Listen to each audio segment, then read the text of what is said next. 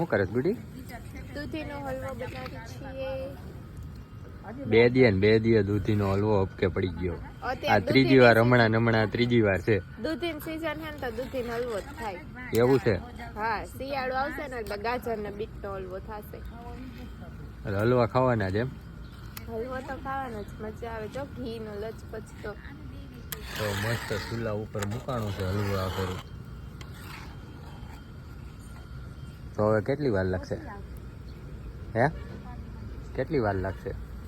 વાર તો લાગે ને એમ. આ જો શરદબાન વાળ આવ્યો જો. શરદબાન કામ જ ઈ છે. મારા ની હશે તમારો છે કારો અમારો. મારા કારા હોય ધોરામાંથી. હમણાં મહેંદી નાખી હતી. મહેંદી ચાલુ છે.